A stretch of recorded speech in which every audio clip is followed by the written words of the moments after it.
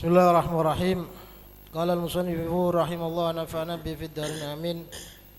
Bismillahirrahmanirrahim. Wa khamisuha ruku'un bin hina'in bihaitsu tanalu rahatahu wa huma ma'adal asabi' minal kaffain fala yakfi wusulul asabi' rukbatayhi law arada wad'ahuma 'alayhima inda idalil khilqati hadza aqallur ruku' wa sunnah fir ruku'i taswiyatu dhahrin wa unukin bi ayya muddahuma hatta yasira kas sahifatil wahidah lil ittiba wa akhdhu rukbatahi ma nasbihima wa tafriqihima bi kaffaihi ma kashfihima wa tafriqi asabihima tafriqan wasatan wa qalu subhana rabbiyal azim bihamdi thalathan lil ittiba wa qalu tasbih fihi wa fi sujudi marratan walau binahwi subhanallah wa aktharu 11 wa yazidu man marra nadban Allahumma laka raka'tu wa bika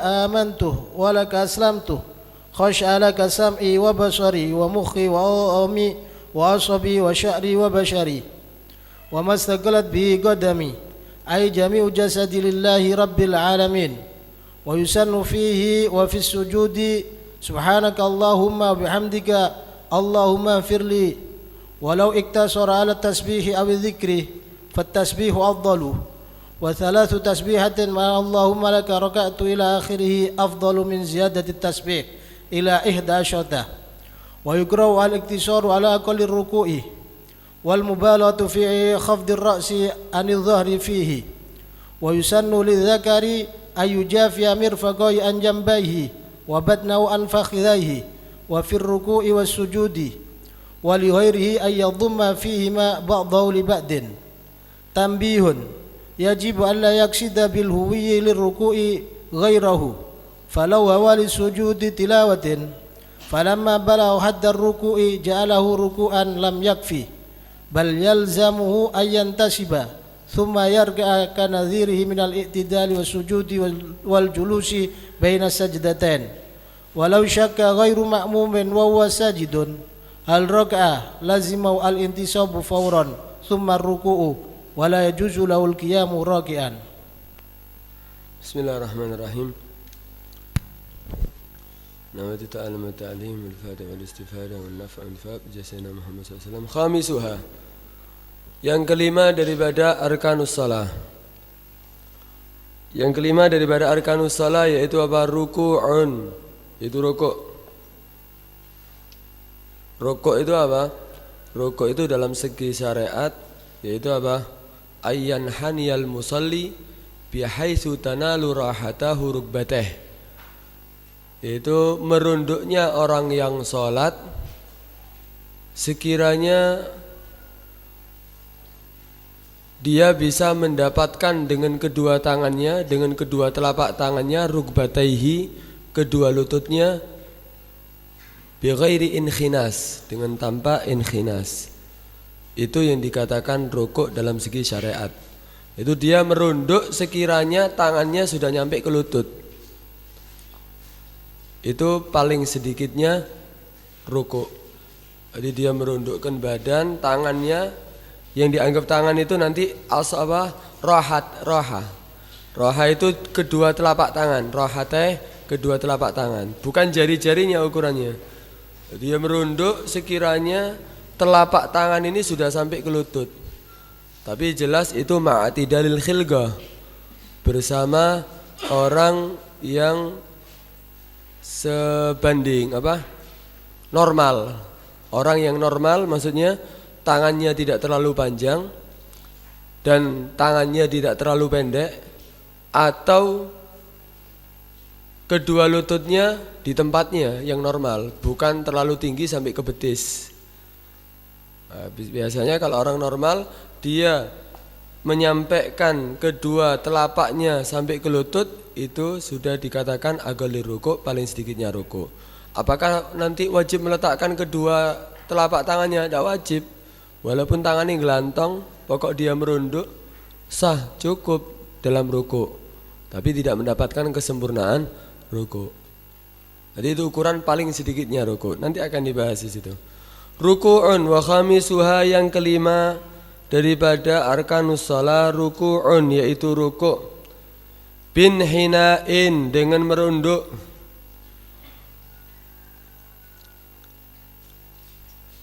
Ya ayyuhalladzina amanu rka'u. Itu dalilnya. Dan banyak dalil yang lainnya untuk kewajiban rukuk. Yaitu apa? Ruku'un bin hina'in, rukuk dengan merundukkan badannya, bihaisu, dengan sekiranya tanalu rahatahu, dia mendapatkan rahatahu, kedua telapak tangannya.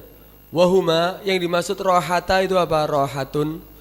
Raha itu apa? Wahuma ma'adal asabi' minal kaffain, yaitu selain jari-jari.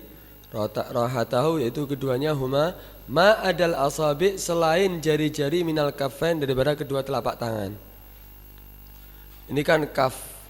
Kaf itu kadang yutlak al asabi' warraha. Tapi yang dimaksud di sini, dia bisa merunduk sehingga mendapatkan kedua telapak tangannya, bukan jari-jarinya.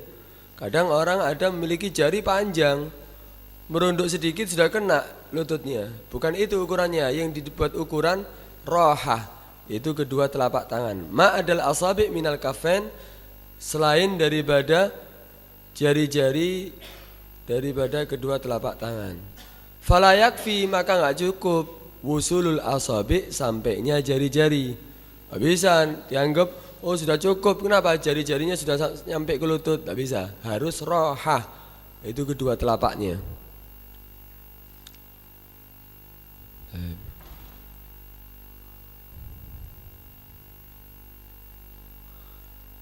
Kemudian lau arada wat'ahuma, di situ dikatakan dia wajib merunduk sekiranya dia bisa mendapatkan kedua telapak tangannya terhadap kedua lututnya. Lau arada wat'ahuma, seandainya dia ingin meletakkan kedua daripada telapak tangannya alaihima, di atas kedua lututnya. Kalau dia ingin meletakkannya, tapi apakah wajib meletakkannya? Enggak. Makanya lau aroda. Kalau tidak ingin meletakkannya, tangannya tidak mau ditaruh lutut, mau dilepas, itu irsal. Sah apa enggak rukuknya? Rukuk sah. Karena yang dianggap rukuk itu yang penting merunduk. Merunduk sekiranya tangan bisa sampai ke lutut, gitu aja. Itu yang dikatakan merunduk yang wajib. Tapi apakah meletakkan kedua tangan wajib? Tidak wajib. Makanya dikatakan lau aroda wat'ahuma, seandainya dia ingin meletakkan kedua telapak tangannya alaihima, di atas kedua lututnya. Itu disyaratkan indak tidalil khilqa, dikatakan nyampe kedua telapak kepada kedua lututnya kalau dia iktidalil khilqa, ciptaannya normal. Maksudnya apa? Tangannya seperti tangan manusia yang lainnya, kakinya juga seperti kaki manusia yang lainnya. Tapi kalau seandainya ada orang yang kurang normal, seandainya tangannya panjang, dia sudah merunduk sedikit sudah nyampe tangannya ke lutut, bukan itu ukurannya. Atau seandainya tangannya gosir, pendek, sampai jungkel tak nyampe ke lutut, ya bukan itu ukurannya. Ukurannya ma'atidalil khilqa. Atau ada orang kadang lututnya dibetis, berarti kaki yang panjang, kaki yang di bawah lebih panjang. Apakah cukup? Berarti dia merunduk sedikit sudah nyampe tangannya. Bukan itu ukurannya. Ukurannya indak tidalil khilqah, ketika dia termasuk ciptaan yang normal. Hadza aqallur ruku', ini paling sedikitnya ruku'. Paling sedikitnya ruku' seperti itu. Adapun paling sempurnanya ruku', wa sunna fir ruku'i, dan disunnahkan fir ruku'i, di dalam ruku', taswiyatu dhahrin wa unukin, yaitu meratakan antara punggung, wa unukin, dan leher. Ada yang menambahi wa ra'sin, dan kepala. Kalau leher sudah diluruskan dengan punggung, ya mau tidak mau kepalanya juga lurus. Bi ayyamuddahuma, dengan sekiranya dia memanjangkan keduanya. yaitu apa? Dhahar wa unuk, punggung dan leher, hatta sehingga yasira, dua-duanya dhahar dan unuk menjadi kasafihatil wahidah, seperti papan, seperti satu papan. Safiha Allah, jadi seperti papan. Papan kan lurus ya. Nah, leher dan punggungnya lurus. Itu yang paling sempurna untuk ruku. Bukan terlalu merunduk, bukan agak ke atas, semuanya lurus. Nah, sampai ada yang mengatakan seandainya ditaruh benda yang bulat tidak akan jatuh, karena rata sudah. Seperti ini, seperti lantai, seperti papan. Itu paling sempurnanya ruku. Kenapa kok seperti itu? Harus meratakan lil ittiba, karena mengikuti Nabi. Nabi melakukan seperti itu. Lu kan lebih merunduk kan berarti lebih tawadhu. Iya, itu kan pandangan kita, tapi Nabi melakukannya rata antara punggung dengan kepala, yaitu yang kita ikuti. Bukan berarti kalau kita lebih merunduk lebih afdol, enggak. Yang paling afdol itu ittiba bin Nabi, mengikuti Nabi. Itu adalah paling sempurnanya. Kemudian selain itu dikatakan paling sempurnanya rukuk yaitu apa? Wa akhdhu rukbateh, mengambil kedua lututnya. Jadi memegang kedua lututnya, ma'anas bihima, bersama menegakkan kedua lututnya, wa tafriqihima, dan memisah kedua lututnya, bikaffaihi itu muta'alliq dengan akhd, wa akhdhu rukbataihi bikaffaihi gitu. Mengambil kedua lututnya dengan kedua telapak tangannya. Mengambilnya dengan apa? Kedua telapak tangannya diletakkan. Tapi kakinya ditegakkan, kedua lututnya ditegakkan. Kadang ada orang sing dimengkong no. Kenapa kok dimengkong? Kenapa kok agak dimengkong no gitu? Karena tidak bisa lurus antara punggung dengan kepala. Sahabat bilang, walaupun ditegakkan bisa lurus. Karena itu kedua lututnya tetap ma'anas bihima, bersama menegakkan kedua lututnya, wa tafriqihima, kemudian memisah, jangan dirapatkan. Antara lutut dengan lutut digabung, dimepet enggak. Tapi apa? Dipisah.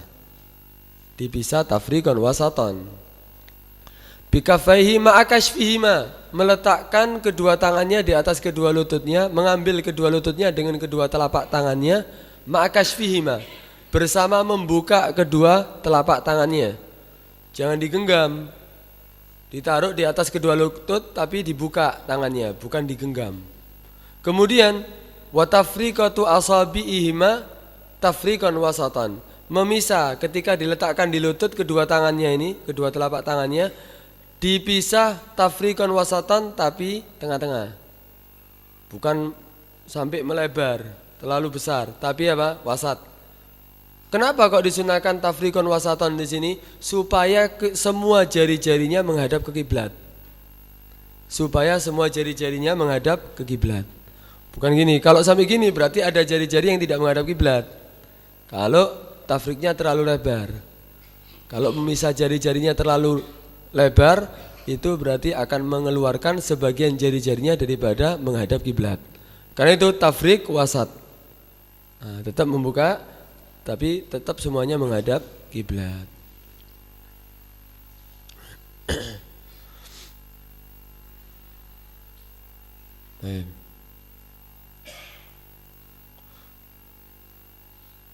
Itu adalah paling sempurnanya daripada rukuk.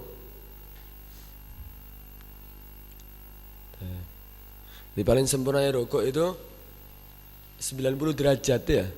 90 derajat. Jadi lurus. Kemudian kakinya ditegakkan. Ditegakkan itu enggak harus lurus gini ya, tegak. Yang penting kadang miring, agak miring gini kakinya. Yang penting tegak kakinya, tidak mengkong. Kemudian punggung dengan leher dan kepalanya lurus. Kemudian meletakkan kedua telapak tangannya di atas kedua lutut. Berarti hukumnya sunnah, itu tidak wajib. Tapi hukumnya sunnah, diletakkan kedua lututnya. Kemudian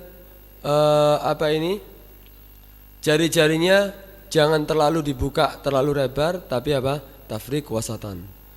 memisahnya wasat tengah-tengah. Sehingga jari-jari semuanya bisa menghadap ke kiblat. Kenapa kok menghadap kiblat? La'annahu asyraful jiha. Kan itu paling mulianya arah. Itu ukuran paling sedikit dan paling sempurnanya rukuknya orang yang sholat berdiri. Kalau orang yang sholat duduk sudah dibahas kan. Paling sedikitnya rukuknya orang yang sholat duduk sekiranya apa dahinya sejajar dengan magudama rukbateh. Itu apa? Mensejajarkan dahinya di atas kedua lututnya.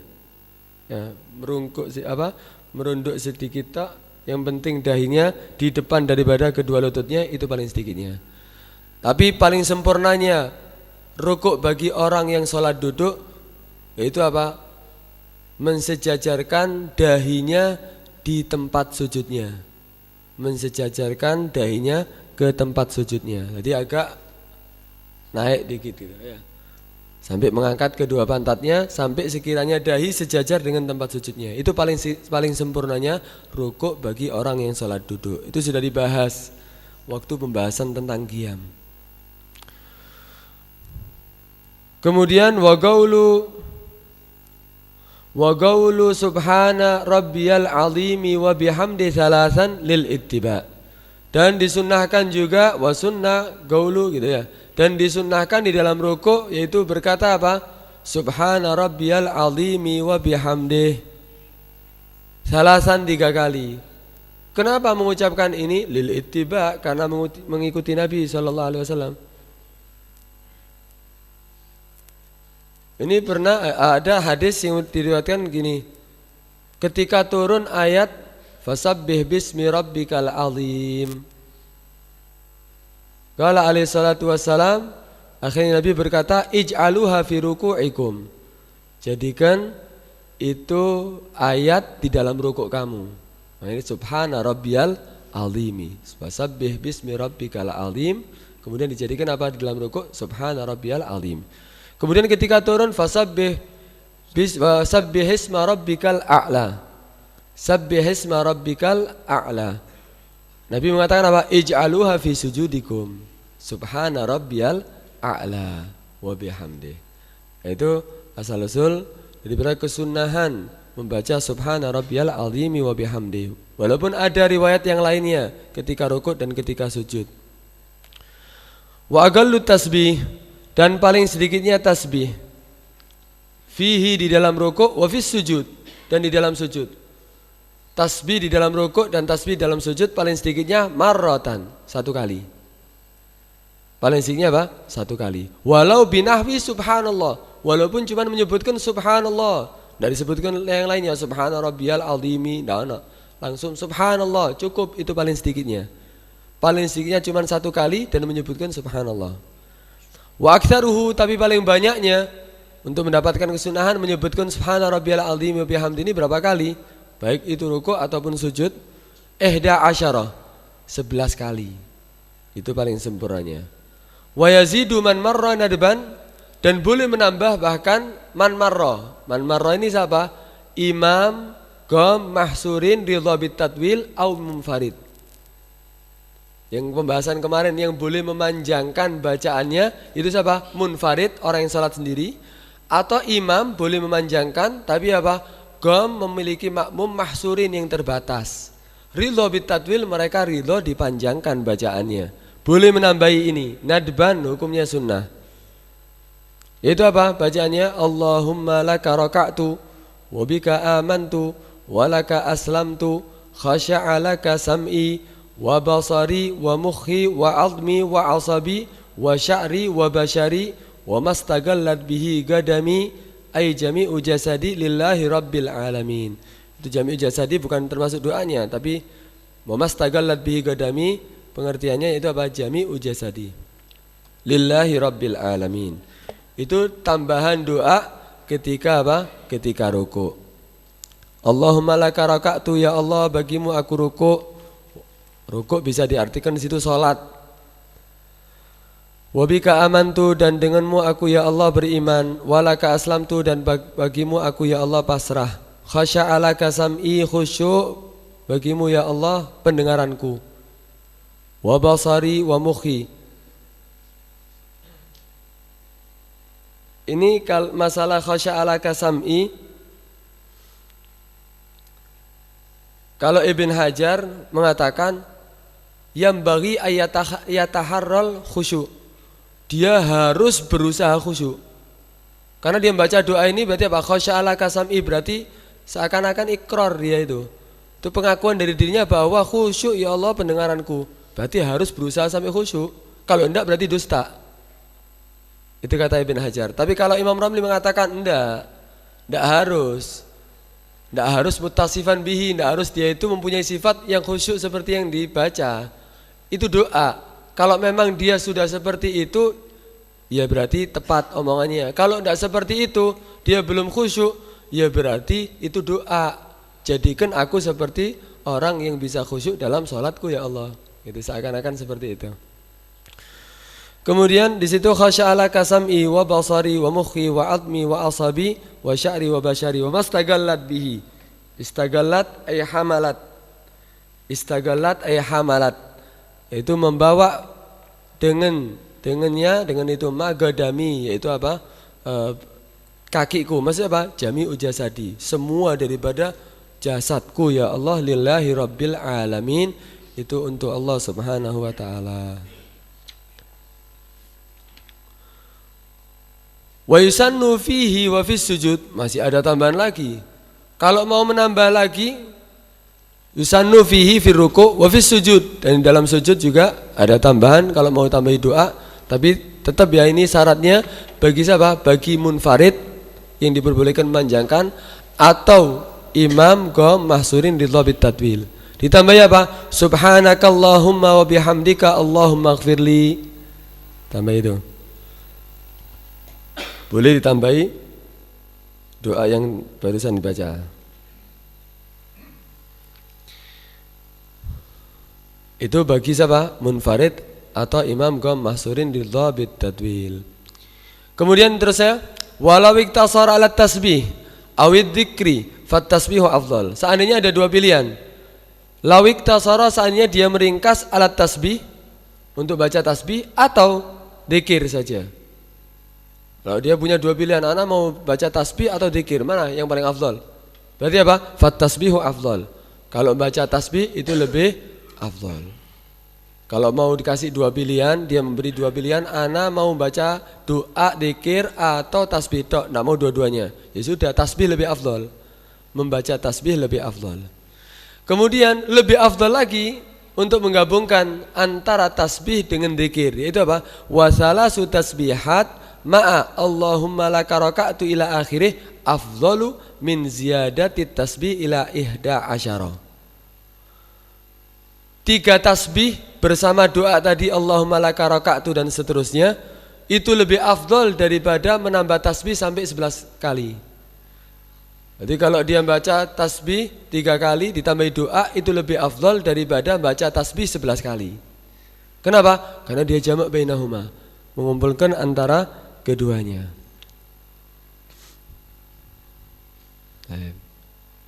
Yang paling afdal ya menggabung dua-duanya, tasbihnya 11, doanya, kemudian doa. Tapi tadi itu syaratnya harus ada imam atau munfarid imam yang qom mahsurin. Kemudian wa yukrahul iktisar ala agallir ruku, dan dimakruhkan al iktisaru, meringkas ala agallir ruku, terhadap paling sedikitnya ruku. Paling sedikitnya ruku tadi kan sudah tahu, dia cuman ketika ruku seperti itu. Hukumnya apa? Makruh.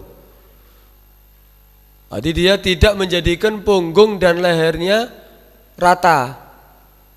Dia yang penting tangan kedua telapak tangannya sampai ke lututnya. Kan cukup tadi. Agak rukuk seperti itu. Tapi hukumnya apa? Makruh. Juga sama wal mubalaghatu, dimakruhkan juga apa? Mubalaghah, lebih menyangatkan fi khafdhir ra'si, di dalam merundukkan kepala. Anil dhahri, dari punggung, fihi, di dalam rukuk. Waduh, ketika rukuk tidak meratakan tapi apa? Tambah merunduk. Dia menganggap dirinya lebih merendahkan diri. Tapi padahal yang lebih afdal apa? Ittiba' bin Nabi. Karena itu hukumnya malah makruh. Bukan tambah dapat fadilah, tambah dapat kemakruhan kalau dia merunduknya terlalu lebih. Kemudian wa yusannu lidzakarin, disunahkan bagi lelaki ayyujafiya mirfaqai, untuk melonggarkan kedua mirfaqai, kedua sikunya. Jadi ketika meletakkan kedua tangannya di atas lutut, jangan digabung ke perutnya, jangan dikumpulkan di perutnya, tapi apa? Dilebarkan. Laki ya. Anjanbe ya, melebarkan dari kedua sikunya daripada kedua lempengnya. Wabatnahu, dan melonggarkan perutnya, anfakhidha, dari kedua betisnya. Diangkat perutnya. Alhasil sesuai lah dengan tadi meratakan punggung dan perut dan leher. Fir ruku'i was sujud, itu baik di dalam ruku' ataupun di dalam sujud. Sama. Bagi lelaki disunahkan melonggarkan kedua sikunya daripada lempengnya dan perutnya daripada kedua betisnya. Wali ghairihi, pahanya. Paha betis. Paha ya. Wali ghairihi, dan untuk selain dzakar berarti siapa? Perempuan atau khunsa. Li ghairi berarti apa? Mar'a au khunsa. Khunsa itu banci, tapi banci beneran. Yang mempunyai dua alat kelamin atau mempunyai alat kelamin tidak menyerupai keduanya. Ayyadhumma fihima, disunahkan untuk mengumpulkan fihima, di dalam rukuk dan sujud, ba'dahu li ba'dhin, sebagian anggotanya ke sebagian yang lainnya. Sikunya dikumpulkan ke kedua lempengnya. Kemudian perutnya kalau sujud dikumpulkan dengan kedua pahanya. Itu bagi perempuan. Tapi laki sunnah melonggarkannya. Itu paling sempurnanya rukuk dan sujud itu ya. Kemudian sini ada tambih. Tambih itu berhubungan dengan rukuk ini. Wajib alla yaqsida bil huwi lil rukuk ghairahu. Wajib tidak bermaksud dengan merunduknya untuk rukuk ghairahu, selain rukuk. Jadi dia ketika merunduk dari qiyam ke rukuk harus maksudnya tujuannya untuk rukuk. Tidak boleh ada tujuan lain. Kalau seandainya dia kaget ya, kemudian ada yang melempar, dia spontan ngeles ya, menghindar sampai merunduk, wis tak dadi rukuk wis. Enggak boleh. Kenapa? Karena merunduknya dia bukan untuk rukuk, untuk ngeles tadi itu, untuk menghindar daripada lemparan. Enggak cukup. Karena itu dia harus merunduknya untuk rukuk. Di sini kasih satu masalah. Falau hawa li sujudi tilawatin. Seandainya merunduk untuk sujud tilawah. Falamma balagha haddar ruku' ja'alahu ruku'an lam yakfi. Maka lamma balagha, ketika sampai haddar ruku', ketika dia sudah sampai batas ruku', ja'alahu ruku'an, dia menjadikannya itu merunduk untuk ruku'. Lam yakfi, enggak cukup. Jadi dia niatnya ketika sujud, ketika merunduk tadi untuk sujud tilawah. Wasjud waqtarib, niat untuk sujud tilawah. Ketika sampai rukuk, enggak wis. Langsung dia rukuk, enggak cukup. Kenapa? Karena merunduknya tadi bukan untuk rukuk, untuk sujud tilawah. Terus gimana? Wajib kembali lagi dia. Lam yakfi, tidak cukup. Bahkan yalzamuhu, wajib bagi dia ayyan tasiba, berdiri tegak lagi, summa yarka, kemudian baru rukuk. Jadi ketika dia wis tak jadi rukuk, ketika sampai batas rukuk, enggak boleh, wajib kembali lagi, intisab, qiyam lagi, baru rukuk lagi.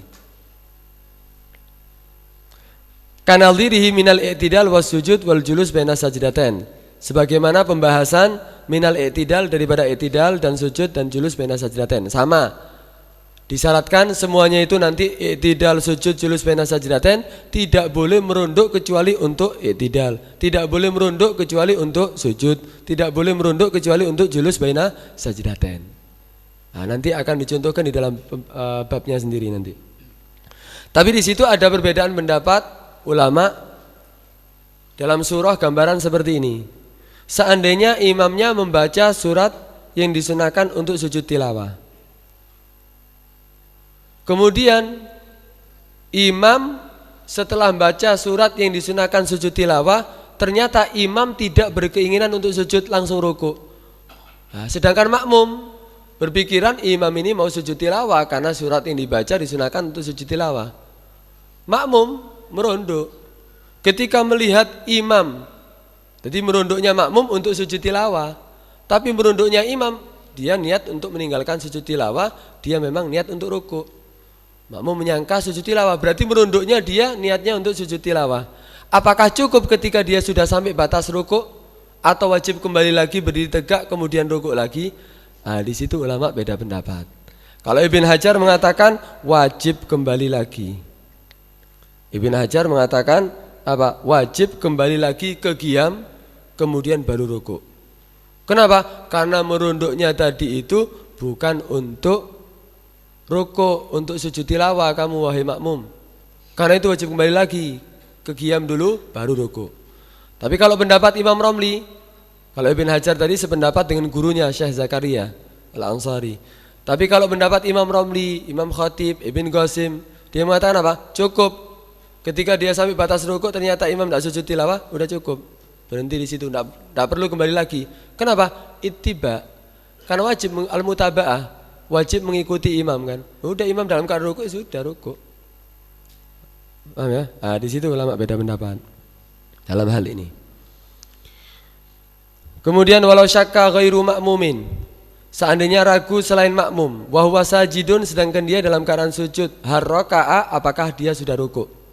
Jadi selain makmum berarti siapa? Imam atau munfarid, orang yang sholat sendiri atau imam. Al-munfarid, orang yang sholat sendiri atau imam, ragu, sedangkan dia sudah sampai batas sujud, apakah ana sudah rukuk atau belum?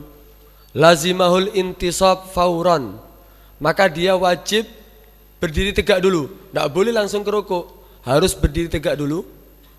Summa yarka, summa rukuk, kemudian dia rukuk.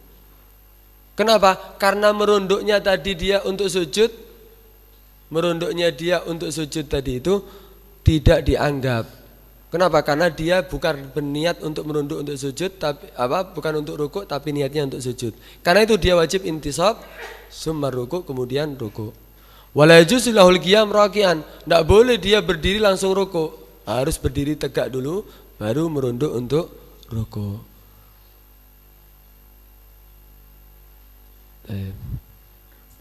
Kemudian syarat-syaratnya rukuk disimpulkan, syarat rukuk itu ada 6. Syurutur rukuk sita, ada 6. Yang pertama apa? Ayyasihha ma qablahu. Sah, harus syaratnya harus sah sebelumnya. Apa sebelum rukuk? Qiyam, Fatihahnya, takbiratul ihramnya, semuanya sah, syarat itu. Kalau sebelumnya tidak sah kemudian rukuk, ya tidak dianggap rukuknya. Karena itu ayyasihha ma qablahu, sah sebelum daripada rukuk. Kemudian syarat yang kedua seperti yang tadi tambih, alla yaksida bi ghairahu, dia tidak bermaksud dengan rukuk ghairahu selain rukuk. Kemudian syarat yang ketiga ayat ma'inna fi, harus tumaknina di dalam rukuk. Nah, ini banyak kadang-kadang orang kurang perhatian dengan tumaknina. Wajib itu termasuk syaratnya daripada rukuk, tumaknina dalam rukuk. Kemudian antakunat tumaknina fi yakinan, tumakninanya harus yakin. Enggak boleh ragu, anak tadi sudah tumaknina atau belum? Enggak boleh, harus yakin dia sudah tumaknina. Kemudian apa? Yang kelima ayyan haniyah, yaitu merunduk bihaisu, dengan sekiranya tanah lurahata huruk bateh, itu mendapatkan kedua telapak tangannya, mendapatkan apa? Kedua lututnya. Yang kelima ayyakuna bi ghairi inkhinas, hendaknya rukuk merunduknya dia itu bi ghairi inkhinas. Inkhinas itu apa? Ayyutati ajizatahu wa yarfa' ra'sahu wa yuqaddim sadrahu. Jadi dia memanjangkan pinggulnya, kemudian mengangkat kepalanya, kemudian membusungkan memajukan daripada dadanya. Nekek. Mau dicontohkan aja. Iya. Kok jadi dia dadanya dimajukan, kepalanya diangkat. Tidak cukup walaupun nyampe kedua tangannya. Kenapa? Karena dia tidak dianggap ruku. Bukan hayatur ruku itu. Bukan hayatur Jadi kepalanya diangkat, membusungkan dadanya gitu. Ada apa begitu? Jadi model apa ya? Model kongkot begitu mungkin ya. kayak manuk doro katanya. Iya. Itu adalah syarat-syarat rukuk yang 6 tadi. Allah alam. Yang boleh dibahas.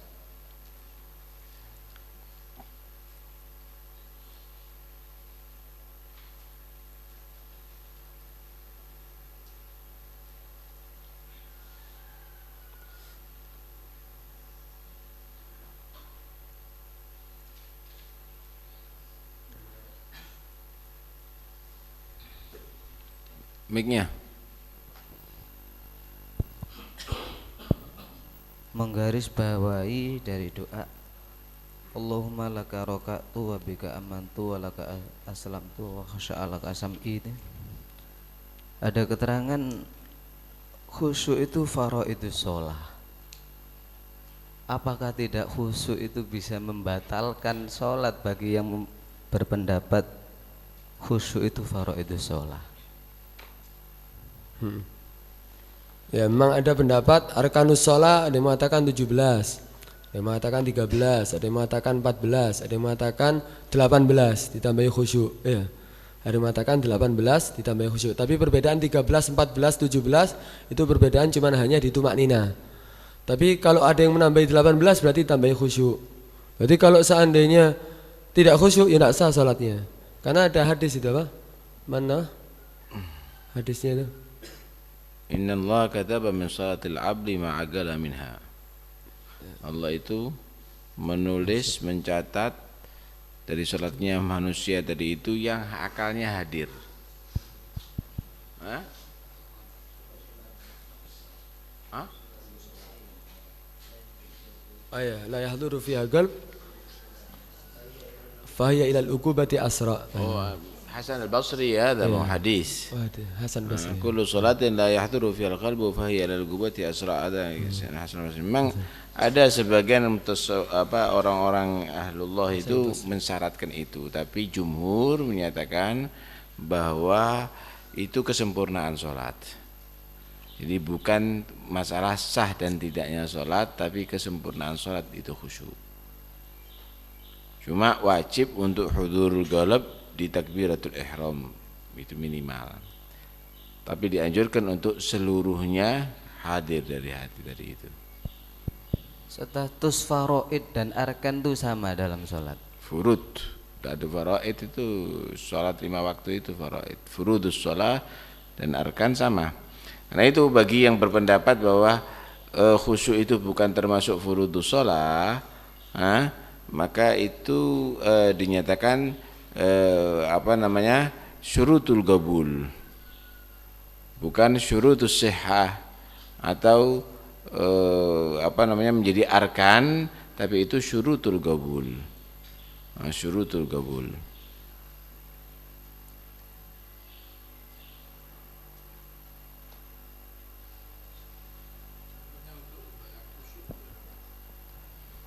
Gimana caranya supaya sholat itu bisa khusyuk?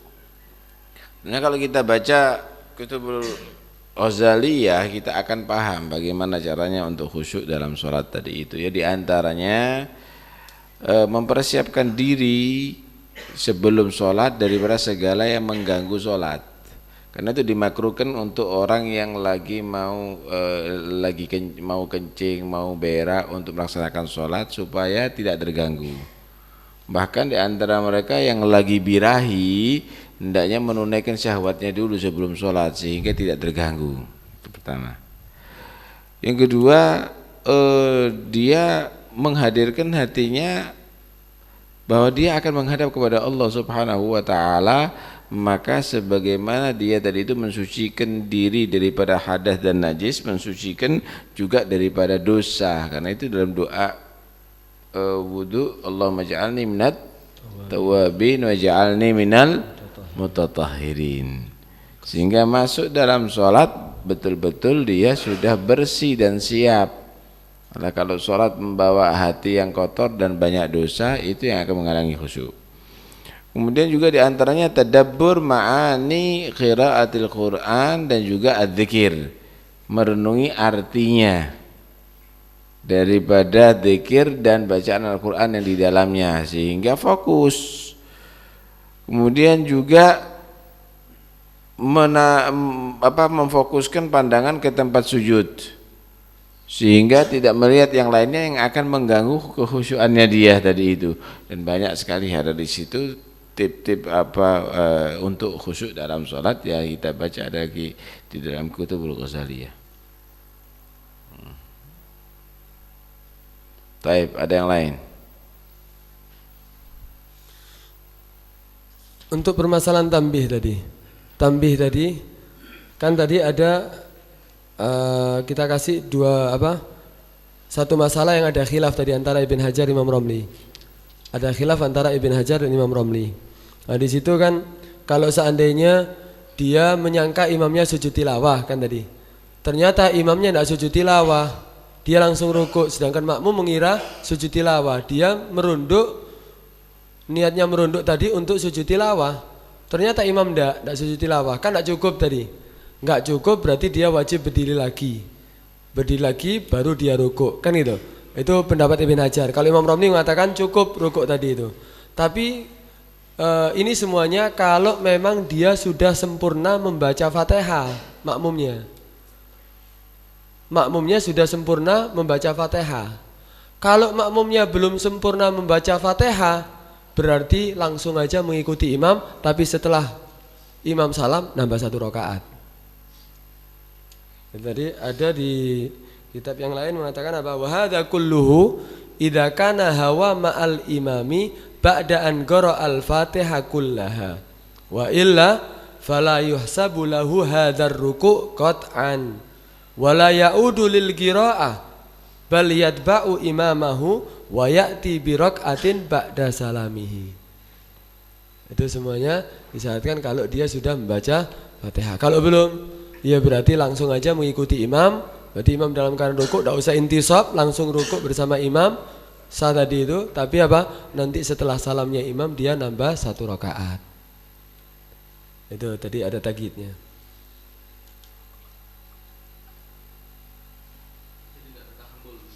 Ada tahammul. Kemudian tadi kan kalau dia jatuh dengan sendirinya seandainya ketika mau rukuk dia tidak niat untuk rukuk, jatuh dia atau dijungkrak ambek koncone mana, ya merunduk dia. Kalau memang dia sudah tumakninah, dia sudah ketika rukuk tidak ini untuk sujud.